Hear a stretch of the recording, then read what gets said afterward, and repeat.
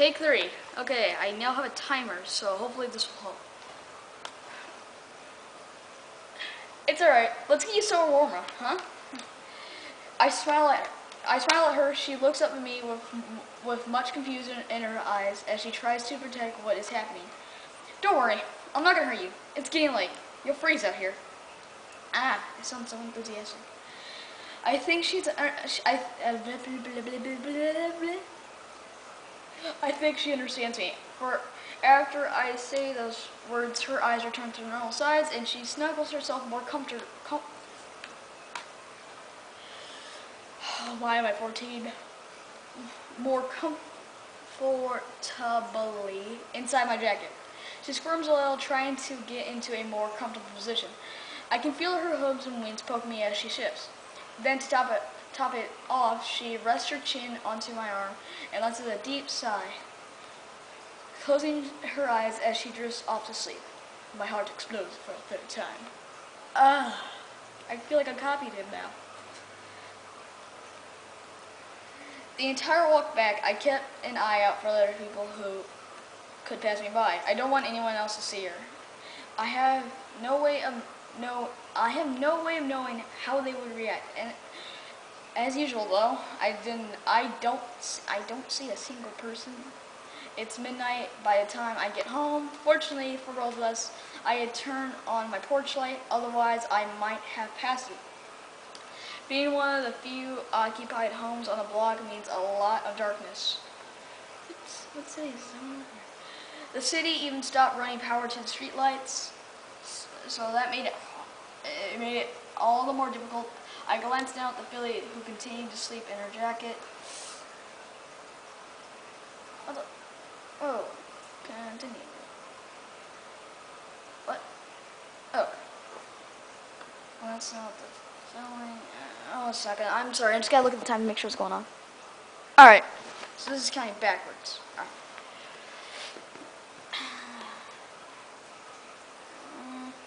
Alright. Down at the filly, who continued to sleep in my jacket as I carried her. She was no longer shivering and felt quite warm. I walk to my porch, careful not to make too much noise as I get my keys out. Unlock the 2 deadbolts, the master lock, and finally the door. Dude, seriously, what? And finally the doorknob, and open my door. It's dark inside due to me leaving while it was still light. With the flick of switch, the single bulb in the hall. You know what? Every time I see that, I just know this is going to be a depressing scene or movie.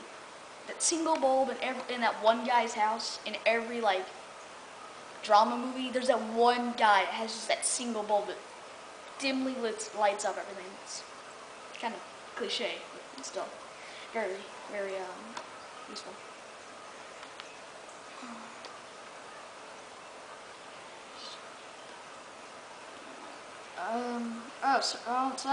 One second. With the flick of the switch, the single bulb in the hallway comes to life, shedding some light into the living room. Most of the furnishings are my parents', then again, so is the house. I became the owner after their passing, and have done what I can to keep it that way. Aww. Still with the filly rainbow dash in my arm, I walk into the living room, and as I pass my family portrait and greet it with a "Hello, Mom. Hello, Dad." I know they aren't there, but knowing that they love me and I love them helps keep me sane and to keep going in my miserable life. As I enter the living room, I can feel stirring in my arms. She had woken up most likely when I turned on the light. And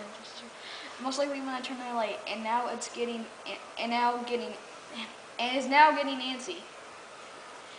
With no idea what to do or how to tackle this situation, I sit her down on the couch. Immediately, she jumps out of my jacket and looks around, already investigating her surroundings.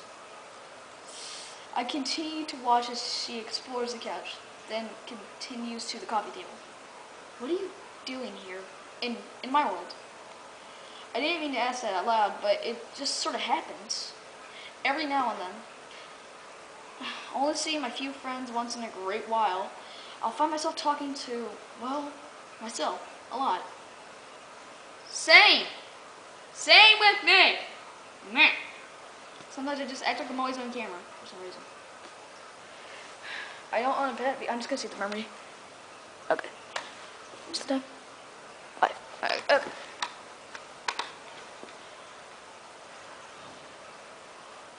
Because that just means more money to dish out, and more struggling as it is. For my question, the only response is another blank look on her face to tell me she has no clue either. Then again, what else should I ask for Lily, who can't even talk yet? Are you lost? The moment those words left my mouth, her ears fell and she looks to the ground. Aww. Oh, it's so. Aww. I'm sad. Oh. The realization strikes that she has no clue what's going on, where she is, who I am, or anything else. She's beyond the word lost. She's misplaced. Well, until something happens, I guess you can stay with me. I see how she lifts her head, ears starting to I don't like that word. Ears starting to erect once again, and looks at me with worry. My words don't sound that encouraging, so I throw on a smile as I speak. Don't worry, I'm sure whatever brought you will fix itself within time. We just gotta wait. Is that alright?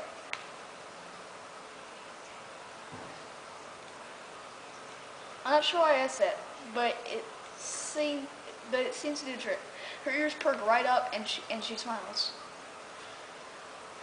The next few hours are spent giving her the grand tour of my house. Nothing amazing to see, and I avoid taking her to my bedroom. I fear the large amount of dirty clothes will swallow her up.